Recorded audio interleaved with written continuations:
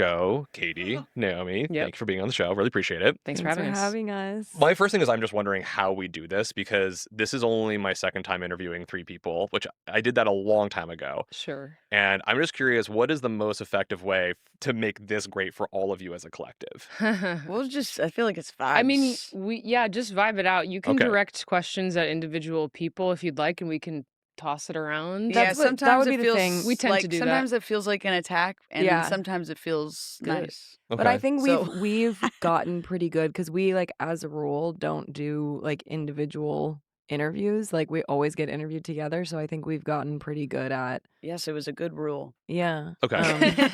I'm just going to trust and this is Yeah, going to happen. Yeah, We got you. Yeah, I Trust. think we're good at allowing. Well, I'm excited to see how that unfolds. Yeah. Okay, I want to start with last night I was really enjoying a conversation that you had with the songwriter Justin Tranter. He's been on the Oh. Switch on Pop a couple times. Yes, His podcast, Unfamous, really great. absolutely. And I'll start with a directed question because, Katie, you said it's so crazy to me that most people aren't in bands. Yeah. And I would love for you to elaborate what it is to be in a band and why you wish it upon others. And then let's open it up because I kind of want all your perspective Sure. on this. Well, I think that I have, like, life partners, and I have these people who, like, intimately know what my experience of my life has been, you know? Like, we're sharing this really crazy ride together, and I think it's a combination of, like, a best friendship, a marriage, and, like, a family. It's, like, a really, really close, insane, demanding connection. But I think I think all 3 of us are very, like, obsessed with meaning and purpose in life. And I think that these relationships, like, they ground our lives and they give us so much purpose. So let's open it up. How are we feeling about being in a band?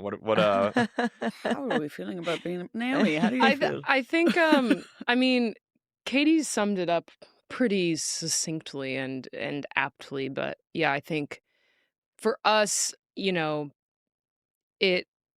we exist as sort of this protective unit and space in which we are able to incubate our ideas and our creative vision and stuff. And I think we are in a culture that prioritizes individuals, individuality. I mean, Mhm. yeah, we live in an intensely brand-focused neoliberal society. Mhm. You don't And I say. think, yeah, You just sorry, say. guys. And I think that leads to the prioritization of, like, easily consumable singular individual identities, which is why I think we have so many pop stars and so few bands. Yeah. Or at least there are so many bands, but they're not getting attention. And yeah, I think we're just fortunate that we, like, got in at the very last second, in the 2010s. And that we're able to do this with our lives. I just think doing it by myself, or I'm sure y'all would feel the same way too, it just would be really, really hard. Mhm. So we're fortunate in that sense to have each other. Mhm. Yeah, I mean, I think it's a few things. I like to collaborate. Like, my favorite act in music is collaboration. Like, I think I enjoy bouncing off of other people and, like, trying to figure out something that is better than anything I could do, like, by myself. And also, I'm like, I could never exist in a public facing role by myself.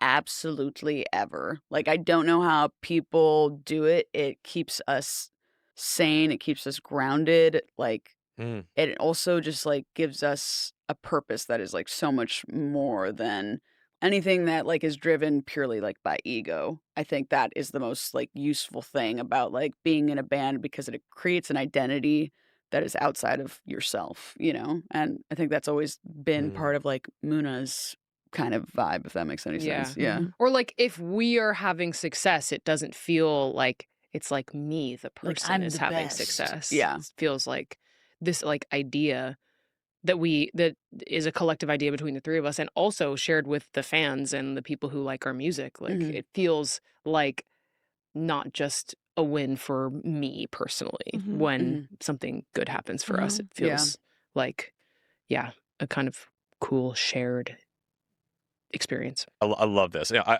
it's a little personal. I'm restarting a band, getting back together with my old college collaborator 2 decades ago. That's so cool. That's cool. We had been in different cities forever, so we started writing again. So maybe some of this, I'm also curious about some of the things that I can learn about how to be in an effective collaboration. Mhm. I think there's probably no better way than uh, demonstrating our collaboration than talking about your new music. You have Sure. this album, Dancing on the Wall. Mhm. Mhm. I just want to share with you some of the notes that I wrote last night. Mm. I want to start from the top. Uh, Gets so hot. It begins in a state, I feel like, of disorientation Mhm. where Mm. we're in the summer heat in LA, sun beating down on concrete, no palm trees to block out the sun. Sun beats down on the concrete. It beats so hard, not even a palm tree. A house that living doesn't have AC. It gets so It's a dance song, but at the very beginning, we can't even identify a downbeat, so we're like kind of I know. lost. Yeah, Yeah. yeah. Eventually, 4 to the floor drum beat comes in. Mhm. sun beats down on the concrete. It beats so hard, not even a palm tree. The house that living doesn't have AC. It gets so hard. And it's kind of just like this repeated refrain. It makes me think of like a Donna Summer kind of song. It's not like verse, Totally. chorus, verse, Cool. chorus. Yeah. 100%. Like it's a pure dance song. Mhm. Could we use this as an example of just how did this happen as a collaboration, and how did you decide to put this out first as the thing that we first hear? This is arguably like one of the most sort of like in the way that people might stereotypically think of like band collaboration, this is kind of the closest to that Mhm. on this Amazing. Yeah, record. Okay, great. definitely. In the sense that like we were in Nashville with Daniel Toshin, who's an amazing songwriter who works with Casey Musgraves and a Mhm. ton of other people, and he really just has such an awesome vibe. He's Like so cute. he knows when to like step in and say something or to just like let you cook and be like a vibe curator and just Yeah. create the space within which the music happens. But in this particular instance, he had been on a vacation with his family and he had this little like Game Boy looking ass, like essentially Machine. portable DAW like Mhm. machine. And he made this little synth loop. And he was like, I'm just gonna play you guys some stuff. And then there was like a loop that was sort of it is this. I mean, we've like edited the The sounds. baseline. Yeah. But the Baseline and the synth. the baseline, the lead synth, I like, ended up like, programming it on another synth. But yeah, we took this beat from him, cut it up, made the form that it has, and we were just like looping it.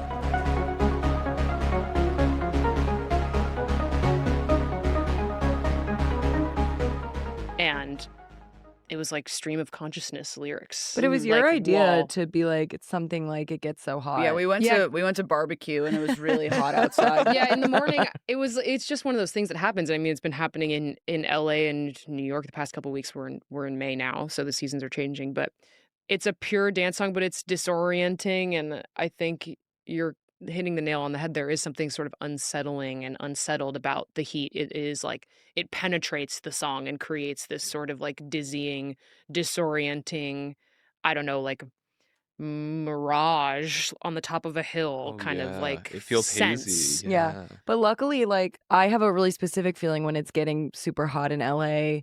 In my 20s, a lot, it actually, like, kind of induced, like, this kind of mania where it was, like, all of a sudden I would have, like, I would be staying up a lot later, like, not even necessarily going out, but, like, in my bedroom, I'd be like, I want to, like, smoke cigarettes. Like, I just, like, I want to go, like, demon mode a little bit. And also when I first moved to LA and we were at USC, like, yeah, like that kind of burdensome sun, like on these like endless stretches of concrete in like food deserts. There's like a feeling of like I like live in a dystopia, and Mhm. so therefore I'm gonna behave like a heathen. And I think that that was like enough to Mm. work with Mm. for like to build this world of the song. And Naomi has said before that like that track on the album kind of serves as the like in fair Verona Yeah, of 100. the record. Like it's setting the scene of Mhm. like this is where we are playing out this drama. I feel like it's really appropriate then maybe to go to the title track, which Yeah. comes right after that, Mhm. Dancing on the Wall, Yeah. Mhm. because I feel like it is a big dance production, but something is wrong. Yeah. Which That's are some- that's classic That's Muna. Muna. which is Yeah. one of my Something favorite. is not right. If I'm not Yeah. crying on the dance floor, something's not right. Keep banging my head against. I'm always saying this time I get through. I am with a bruise as a consequence. I know how to hurt myself on you. I don't know if it's supposed to be a 90-degree turn from Lionel Richie's Dancing on the Ceiling.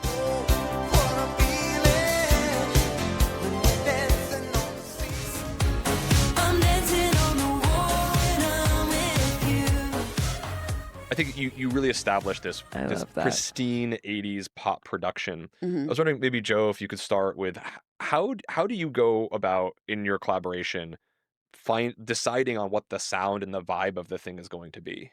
I feel like a lot of it came as a post reaction to our last record where we kind of felt like Muna had to be as expansive as possible. This record, we really wanted to make a record Hmm. that feels like everything is connected and it's in a time and space. And I mean, it was the first time that we actually like had a studio that was ours that we could like Mm. really tap into and focus on like this is what this record is. And I think just like the 80s of it all, it's kind of the music that I feel like love the most, like in our core and felt the most attracted to. And I mean, it's funny that I don't know if I feel the record is bright in a way, but I feel like we Oh, it's were right. It's like a Yeah. lot of people do 80s things, but they just like put Yeah. on a gated snare Yeah, and they're like, oh, it's totally. 80s. And there's like a Juno and you're like, it's 80s. Like, no, the Yeah, 80s is yeah. like Yeah, really like Yeah. almost blaringly bright. totally. And there, you've got like slap bass, you've got like Totally. things that are in your face. Making they're George. unapologetic. I think Yeah. there's also like a political Yeah. You're element affected by everything. as well. Like I think there is a reason the music of the, Reagan Cold War era had this kind of shiny, metallic, futuristic, bright, but also like something's off feeling to it. And the anxiety about the future and like 100. I think we all feel that now too. And it's Yeah. so Mhm. it makes sense that there's like a natural sort of, at least for us, like there's a clear connection between our current reality as we experience it in this sort of conservative backlash with a lot of future anxiety and anxiety about the climate as sort of expressed in It Gets So Hot. And yeah, there's like it makes sense on a sort of academic level to like go back to that place because Mhm. it's still rich to pull from. Mhm. And yeah, there's so many parallels. So there's a lot of vision that I'm hearing from y'all in that, like, you wanted to make something that sounded consistent Yeah. across the Yeah. board. Mhm. Is that something that you all are checking in on just kind of like in your gut in the room, or are we whiteboarding and It's like both. There were a lot of songs that like we had a few different like sessions where we would like listen through everything, and also this had to do with the fact that like I had put out a solo record in between our third album and this album, and I was like going out on stints for tour and then like would come back, and we had to like certain amount of time had passed, and I had like done like a certain amount of demos, and they had also worked on stuff when I was gone, so it was kind of like we need to like keep doing these like states of the union. Hmm. And yeah, it started with like we had like A list, B list, C list. And I think at a certain point, like songs did get put on the chopping block because they were not cohesive enough with the rest of the album. Like it would like count as a strike against them. I think we like were like, this is important enough to us to make something that is like sonically consistent.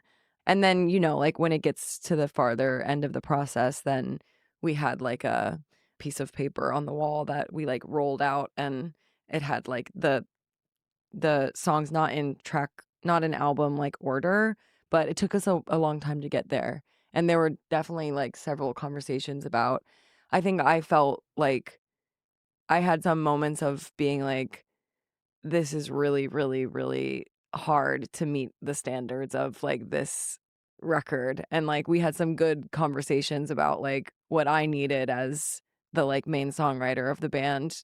I needed a lot of positive reinforcement at different points to be like, don't give up. Like, you're doing a good job, Mhm. and like we're gonna get there. It's just that, we're gonna be tough on you because we know that you can do this. I think about I don't know, like the songwriter Dan Wilson has this amazing deck of cards that are like Yeah. tools for effective songwriting and Mhm. collaboration. And a lot of them are like, do the improv thing, like, yes, and just like keep going. Yeah. Yeah. What's really different about a long-term relationship is like you know each other on every level. You've probably Yeah. had every kind of conversation. So I'm just curious at this stage when there is something that difficult that needs to be said, how do you approach that? You were saying there is some vulnerability and needing some support, but also Mhm. needing to push at the same time. So how do you all approach that? I think we have different tactics.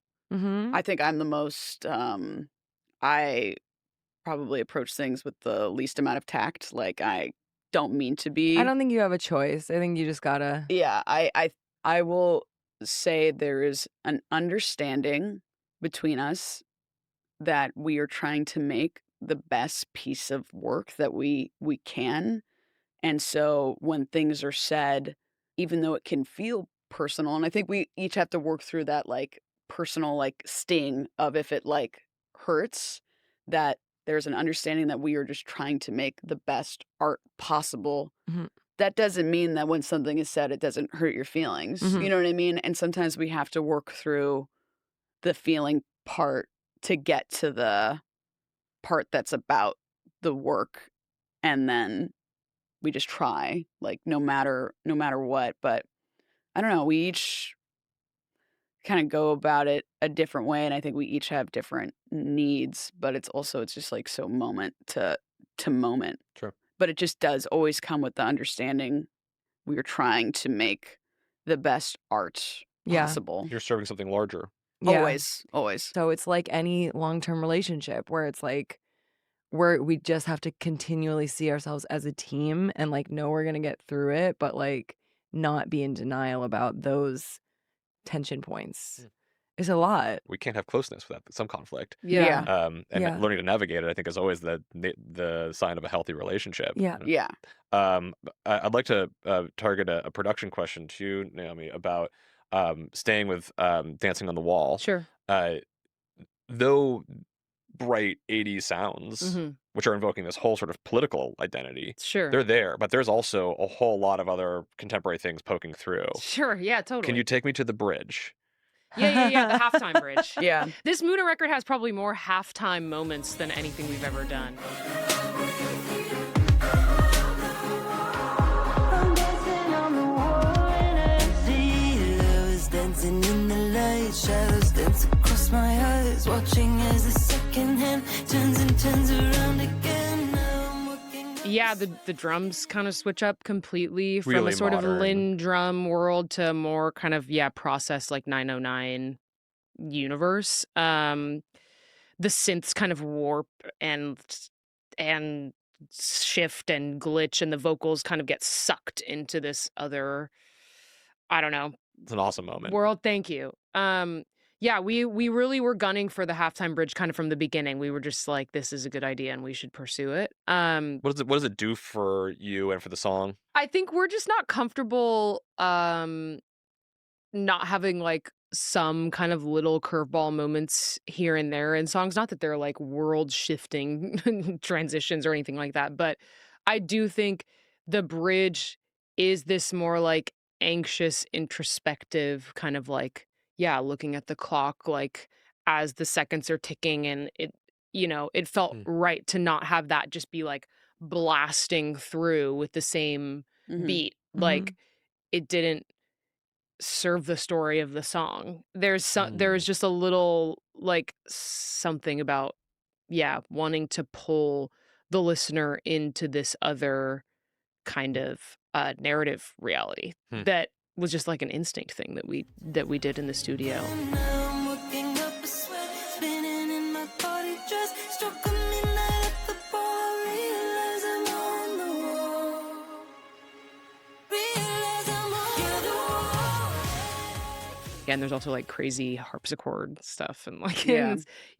everyone needs to re-listen again, but there is harpsichord. It's crazy. It almost does that thing of like because it is a dance floor song. It's almost like the bridge is like the transition in between two other songs that you Yeah. experience on the dance floor. Yes. Where Yeah. you're just like Mhm. you like need a little chill out moment to yourself. Totally. That's the vibe that it gives me. Yeah, certainly. It also is like, in movies when like someone is like in a club and then the sound, is kind of like getting more and more low passed. Yeah, And like as someone is becoming more like in their head, Yeah. kind of that. Totally. Idea. The place where you go internal in the party even though you're surrounded by people. Totally. Yeah. It's hard to Yeah. not get cinematic with it. Like the songs, we're not synesthetes, but I do think there is an aspect of sort of like a visual Mhm. thing. Like you want it to feel like how something would look if X, Y, and Z. Hmm. And then try to figure out how to make the music get there. Let's go to the next song. Let's go to Eastside Grrrl. Eastside girls, take me to old time West Side girls, all stuck in the sublime Eastside world. They want me on all fours, Eastside girls. I wanna be your Eastside girl, where you don't even I miss. did not know that you wrote a song for me. I did not know that I was an Eastside girl. But It's for you. it just brought me home because I lived in your collective neighborhoods go. for 10 years. Let's and go. so I was just like, God. I went to all time a lot. Totally. Yeah. Which is all very sweet. But it's a song that has, I feel like, a lot of very specific place, very specific feeling. Sure. A very it's so joyous in describing the beautiful dingy hellscape which is the boulevard in Yeah. Los Angeles. Yeah. How do you think about the managing specificity versus universality in your work and who you're speaking to? Honestly, it's like funny now that we're performing it, especially like, we've just done a bunch of shows in New York, and it's like it's not like it's a diss track to New York, but No, we love New York. it is like You there's chill. this funny line in it about like she's leaving you for New York City, like What a pity. eye roll. Sarah's leaving you for New York City. Such a pity that she never understood. It is funny. It's like I don't think I really thought about it that much. I think there was an interest for us in like we've been in those neighborhoods for like 10 years now, and we were interested in like capturing kind of the a sense of the local. My approach to like organizing and political stuff like has become a lot more like localized, I think, out of a sense of like despair for affecting things like on a global scale. It's become like either more like just like one-to-one like mutual aid relationships, or like focusing on really local issues and like my community. No. And I think that kind of led to this interest in like like having a song that for us is like it's really cute, because it's like we had a friend who had a birthday party at Capri last week, and like it was The this is a bar in Eagle Eagle Rock. Rock. And like we like basically have a song for her, and it's like that's very cute. It also feels kind of fun because I think it's very accepted and commonplace for people to want to shit on LA for Yes. some reasons that are maybe grounded in some truth, and then some that are just like patently absurd. Yes. And so it felt, I don't know, it felt kind of like punk for us to like be like, no, we like it. And toes down. Yeah, we're holding it down. But I think it took on an added layer of meaning for us. We wrote it or Katie brought the demo to us in maybe the summer of 2024, I think. And we started working on it, and we were instantly, once we got that like the chant like post-chorus moment, we were like, oh, we got it. It's the song finishes itself from here. We figured it out.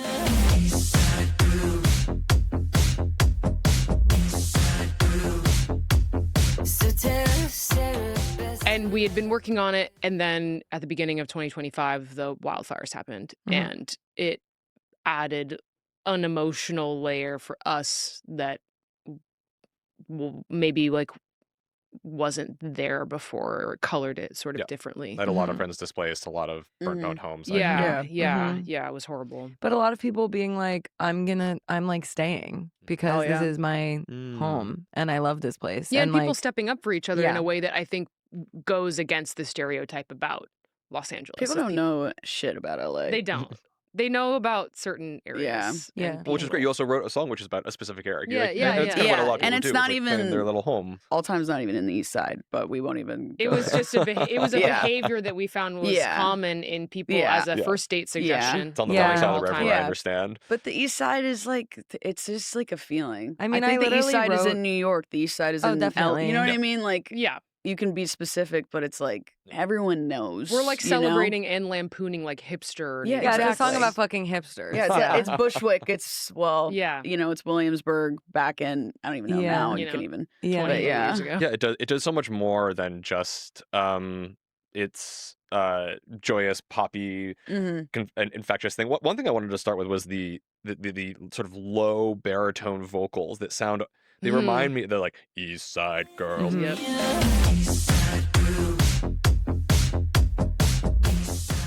Like they remind me of like Oh Yeah, or like Spin Me Right Round. Yeah, it's definitely Totally.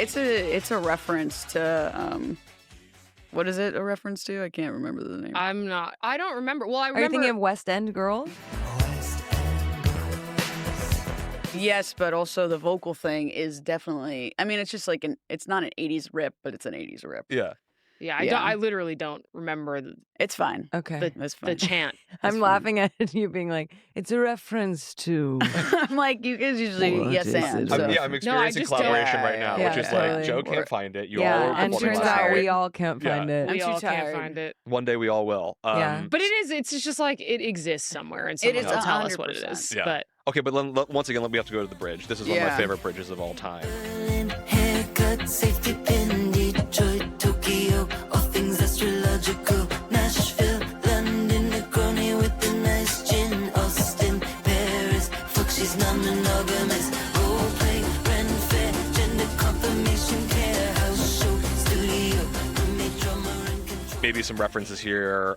Feels very I Didn't Start the Fire. Uh-huh. Yeah, Um, totally. It's this sort of like free association of just so much about East Side community. Could you Yeah. tell me about how this bridge happens? Okay, so it started with me thinking about how, like at that point we were like, this might be a single on the record. So I was like, okay, I want to like have that moment, that like classic pop moment where you're naming different cities. I was like, we haven't done that shit. Like, let's do it. Because I think we wanted to have that idea of like the East Side exists like Hmm. everywhere, like whether you're on the East Side or not. It's just like a feeling. Hmm. And I just started like free associating, yeah, like things that are to me like a part of the mood board. And yeah, it just went like, like queer like haircuts, like people with adjusting their outfits with safety pins or like wearing a safety pin in their ear. What's after that? Haircuts, safety Detroit, pin, Tokyo, Detroit, Tokyo. all All things things astrological. Like astrological. just Yeah. when people are talking about astrology, you're probably on the East Side. Or All you're the at least lesbians I with know are gay drinking people. like Negronis, or like they care about what kind of gin Right. they're like drinking if they're drinking. Call back to the fancy restaurant from earlier. Right, Yeah. right. And then fuck, she's non-monogamous is like, just the experience of like all the like hot non-binary people that are non-monogamous on the LOL. East Side. It's like they're all the heartbreakers. Props to rhyming Paris with non-monogamous, by the way. Thank you so much. Thank you. That's why they pay me the big bucks. Yes, the big and bucks. you want to like pick up the pace, right? So we drop the cities and we're starting to just like hit them with it every time. Role play, rent fair, gender confirmation care. And then like the rest of it is kind of just a love letter to like our story of like, our first shows that we played were like house shows. And then now we have our own studio and, just like our time growing up and like what we've been through there. When we were making our second record, I lived in a house in Glendale with like like 5 or 6 roommates, and it was just That's like the house that doesn't have AC. yeah, that was the and- house Yeah. that doesn't have AC. Jesus. So that's roommate Oh, drama. that's a lot. Yeah. That's like Yeah. that is a reality TV show in the Oh, making. yeah. Yeah. 5 people, LA, no Everybody- AC. What's Everybody gonna would happen? sleep like in the living room Katie together lived in in the like summer. the attic. It Yeah. was Wow. crazy. I loved it. Hottest. It was cool. Yeah, and then, Pick Me Up, Joyride album on the hard drive, 365. Shout out Charlie XCX. Yeah. Um, And I feel like also and- production wise, we just didn't. I remember when we were doing it. uh-huh. This is just simple in a way. Like this is exactly what it is. Well, but you guys Yeah, also like totally. we had you a didn't want the chords I to be didn't what want they were. to go. They wanted Yeah. to go to the 6, Yeah. like, and have this kind of like emotion. And I was like, Under role I was play. like, I want it to be exactly what it is, like On straightforward. the one the whole time. Yeah, I think we had already had an argument about like the dancing on the wall bridge. I was like, you guys are like just trying to make everything weird. You know what I make it mean? Yeah. But they were sophisticated. completely right that like it needed the 6 to like give it a little bit of a emotional feeling of 6 like is sad. The 6 is Yeah. the Six is A sad. minor and Yeah, C. yeah. that yeah, and drops us just down. like that feeling of like I love us. That's what Yeah. it makes me feel when we're Yeah. doing it live. Gender confirmation care house show studio roommate drummer in control. Pick me up, joyride album on the hard drive 365. You know that it's better with the Eastside. It makes it less sort of like, not that it's not kitsch, but It is. It makes it have a feeling. it imbues it, Yeah. with more emotionality, especially Yeah. as we get into the parts that are more like, I guess, political gender confirmation care. I mean, ridiculous that it's even a political notion, but Mhm. and then the nostalgic as it sort Mm. of resolves like Mm. back into the chorus, which is very unlike us to have a A song that is resolve. so in and around the one. Like We don't like the one. The one is we too really grounded, don't like too it. safe? What? It's too safe. The one- we like the to one dip is- into the one and then leave it. Eastside Yeah. Girls is very insistent on the F. so Yeah. In a way that I feel like we actually haven't done No. in a funny way. it's been a minute. And in some ways, a lot of the decisions on that song, we were trying. I feel like in this album in general, we weren't afraid to do. Like, I feel like we've always felt the need to try to be different. But in this song, we were trying to do like, this is what the song is. Mhm. Let's do what the song is, and like playing like power chords or like playing like the simplest bass line, like for what it was, Yeah. is the decision that we wanted to make. Like, we were fine to embrace like older pop music that I feel like we at one point were like, this sucks, Mhm. kind of. I know not it sounds trying to obscure Yeah, the what fact it that it is. is basic Yeah. or Yeah. something. Yeah. Like 100, It's okay to and be that's why basic. we why we Yeah. were at the one. Yeah. You know, Yeah. Mhm. So we've got a song about our local community and the whole world. yeah, Yeah. the whole world, kind so of, it's- yeah. The East Side is a state of mind. Yes. I want to move to a song that is about your musical references. Wannabeher. I think I might wanna be obsessed step on my neck, yeah. Correct, she sent a hot text, yeah. I think that I might wanna be A reference to Bikini Kill, Rebel Girl. I think I wanna be your best friend, yeah. Rebel girl, you are the queen. Will you speak to how that song and that group is important to you and why you wanted to invoke it on your record? When we started, I think there were like aspirations of having like a Riot Grrrl punk band and like being in the canon of Riot Grrrl, and the truth is that it's like we just weren't meant to make punk music in that way.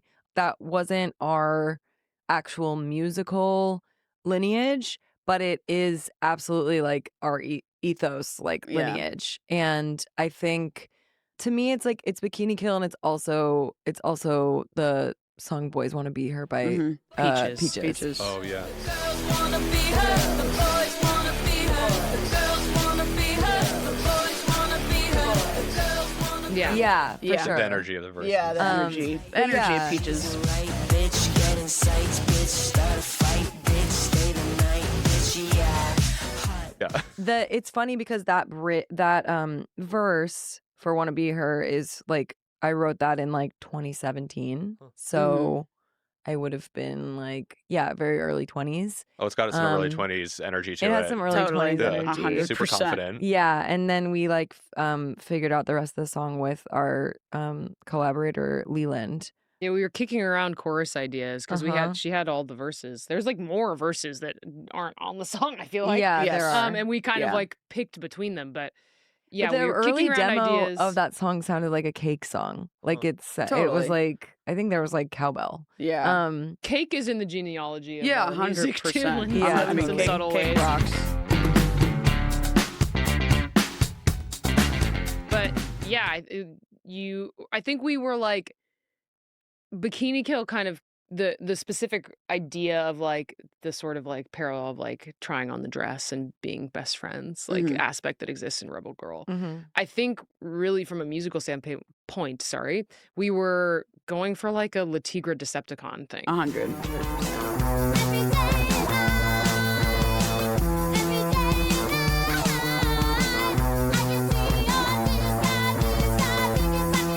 Which is, it's still in the it's in the Shout out Kathleen JD. Hanna You You guys Yeah. teach cinematic together. Doesn't universe. JD also I know teach at JD. NYU? Yeah, That's yeah. so Yeah. cool. Yeah. So there's a Decepticon elements in And I the- think it's like a little bit the of a beat. nod, like, we're not like in full like nostalgia era, Mhm. but I think that it's a little bit of a nod and an homage to like that feeling that we had when we were starting of like our relationships to each other, where it's like you're just really cool and Mm. I like want to be connected to you in some way, and like I'm confused at what way that is exactly.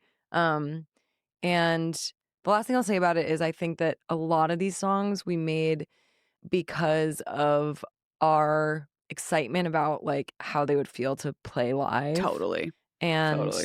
that song is so fun to I play would live. imagine, Yeah. Yeah. Well, you all are in a band together, and what's interesting is that typically we think band, we think guitars, we think drums and bass, Mhm. and obviously there's a lot of electronics and production and Yeah. computer work that takes place to make this music the sort of just like amazing, Computer. pristine thing that it is. We are computer. You are computer. Yeah. I can see Megan laughing at me. We are computer. saw my I vocals get what win. I get. Understand Computer? now, yes. Okay. I'm Joe, in you trouble. Yeah. often have an instrument in hand. Yeah. What is the importance of having live instruments in electronic productions? Well, I mean, like I think it's just a choice for us. You know what I mean? But I think Oh, it was yeah, a why does that choice choice based. work? Okay, so when we were first taking you back to 2013, 13. so we made some songs, and this is when Katie was like the primary person behind the computer, and like I remember we played like one of our first shows at this like art place, and it was Naomi and I with two guitars, Katie with a MPC. MPC, and we were playing, and we were like, this fucking sucks. Yeah. Like the show was like just didn't have the ass like that it needed. yeah. And I think the more that Muna developed, the more we realized like, yes, we like certain drum sounds like in the actual like recordings, hmm but having real instruments in a room in a space. live show is the most like cathartic thing like that you can bring, and seeing somebody like actually hit something and feeling that hit like is so important to the live show, which is such a different, I mean, I think now like those two spaces are the most like commingled as Mm. they've ever been. But if a song is different on a record, it needs to change for the live show if it can't be communicated in a way that it's going to feel like you are having some sort of catharsis. Mhm. But I think at this record we did the best that we could to bring those two spaces together. But I mean, like when we're making stuff, we're just trying to make like whatever is right for that song as opposed to like needing to play something. And I think that took us a long time to do. And Wannabeher is honestly a good example of that. Wanna be obsessed, step on my neck, yeah. Correction, a hot text, yeah. I think that I might wanna be There is a simplicity that I think with a lot of these songs, even simplicity for us, Mhm. because I know like it's never actually that simple. We're throwing things like as often and as much as we can, but for us, it's a simplicity that I think took us a long time to reach in terms of like the musical aspect, and it's still really complex. But for us, that song and Eastside Girls are I think a good example of like us trying not to like oversalt the Mhm. chicken. Mm-hmm. Yes. I wish we could talk about every single song on this album. Yeah. I really do. Mm-hmm. But people have to go listen to it. Totally. So maybe just we could talk, I think, for a long time about Big Stick. There's a lot happening on this song. Yeah. When I put it on, I make it look super cute, so I can make you want anything that I want you to, that I want you to, that I want you to. I can make you want anything that I want you to. No, you like the back of my hand, it's true. I can make you want what I want you to. But one of the things that really stands out to me about it is that aside from some like very strong overt politics, which are powerful, the underlying nature of this song feels a little bit different than some of our other songs here. Where I feel like so often one of the things I love about Muna is that you are so good at giving permission to experience pleasure for people, and that joy is available. This song deals with desire, and maybe the sort of like flip side of desire. Totally. Mhm. And I was hoping that you talk about how you arrive together at this place of desire as not necessarily the thing that is serving us collectively. Right. It's interesting. I think like the third record was so much about like this idea of reclamation of desire and pleasure as these like implicitly kind of, I don't know, beneficial Or like benevolent. benevolent undertakings. And then yeah, I think that was almost intentional. I think that was a conversation we had like with this and the record as being like an inversion of that sort of like purity, the idea that like our desire can lead us down paths that are self-destructive, like on Dancing on the Wall, or like Mm-hmm. yeah, or Deluded. And then in Big Stick, like it's some, you know, a conversation more writ large. But I saw a really cool like series of videos that a fan made about like talking about desire and or the theme of control like over our records, and like it was like kind of a breakdown of like control on Dancing on the Wall. And first of all, it's so cute and cool that like people like spend that much time. You know what I mean? Like I Mhm. love hearing like if somebody wrote like a paper for Oh. like college course or something on like our music. I just think that's so cool. But she said something that I thought was like astute and honestly like helpful for explaining it, which was like that, you know, a lot of times like um in Muna songs I'm talking about desire and like either being like uh feeling like a sense of like loss of control over desire, or like maybe I'm the one in a dynamic who has the control, or I'm taking back control in like a song like Anything But Me. But like Big Stick is a song that's talking about like larger forces that have control to manipulate our desires. And I think that like in this day and age, it's an experience that everybody with a smartphone has, that like our behavior is being like modified and like by the technology that we're using, and like our desires can be manipulated in so many ways, like whether it's like the type of media that we're consuming, or like the conversations that we're having with people around us, or like you know, like the the manipulation of just like like financial need, like so then you have to like have cognitive dissonance to like repress certain things that you know are wrong and just keep moving forward. Or like at the end of the day, like the song gets to a place of like at the end of the line there's like always like the manipulation of just like hard power. Make you want a nice house with a picket fence. Make you want 2 kids with inheritance. Make you want a ring light for self-defense. Make you want to give money to the government so the cops can all have military tanks to protect your nice neighborhood. Just If you speak up too much, like you can be put in jail or worse, you know? And like actually my reference for this song was that song Handlebars by Flowbots. Do you remember this I don't song? know this song. Does anybody know I- this? do, Wait. but you don't I can know ride that. my bike with No no handlebars. Oh, handlebars. Yeah. Yeah. I can ride my bike with no handlebars, no handlebars, no handlebars. I can ride my bike with no handlebars, no handlebars. I was a kid when that song got super popular, I think. I don't know exactly when it was, but like I just remember being like, this was such a cool experience of like you're kind of drawn into the song by like the catchiness of it and um the imagery that he's presenting, and then it kind of feels like the like wool is pulled off of your eyes, where it's like something in the beginning that feels quite innocuous like like is revealed to be like evil.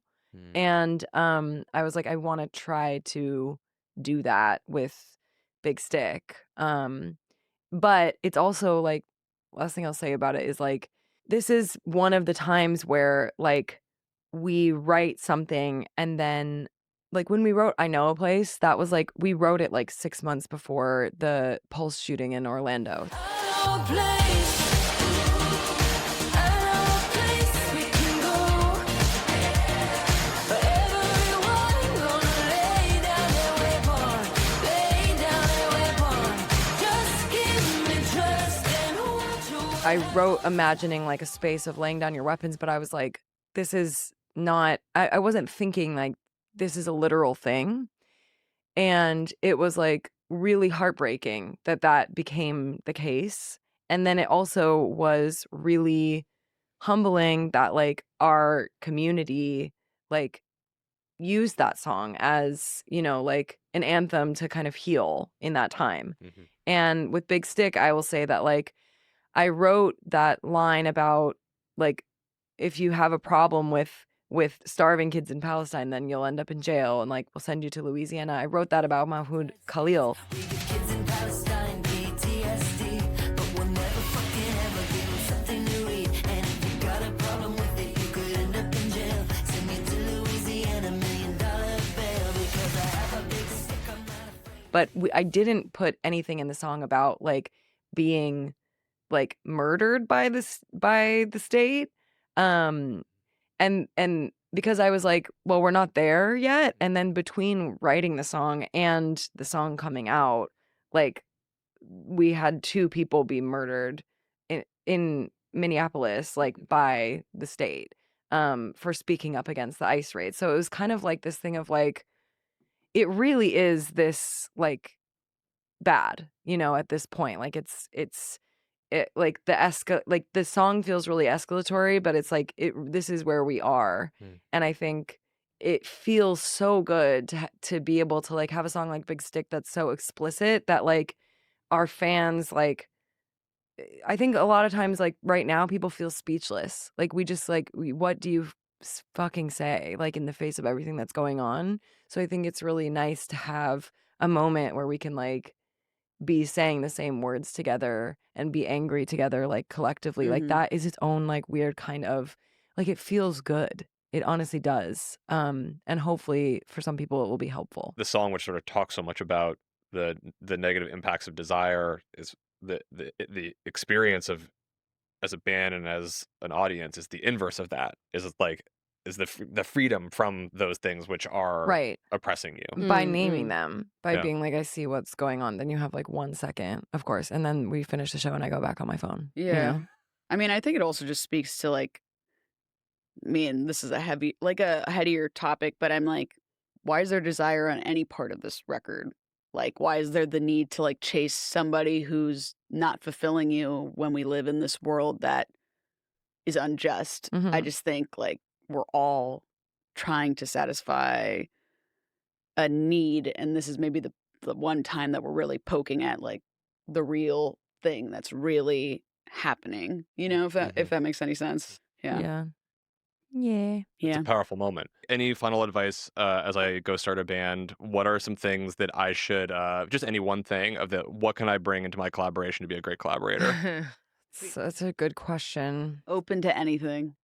Yeah. Put on your Craigslist ad. Open to all, open to anything. Yeah, I think communication above all. Ask questions, check in all the time. Check in all the time and don't be afraid to ask for what you need and ask your collaborator what they need and, you know, just talk. Just talk a ton. Throw effects on the master. Totally. Put an effect on the master. Totally. Who knows? It might sound awesome. I appreciate y'all. Yeah. Thank Thank you you so for doing this. much. Thanks for having us. All This was my really fun. drinks.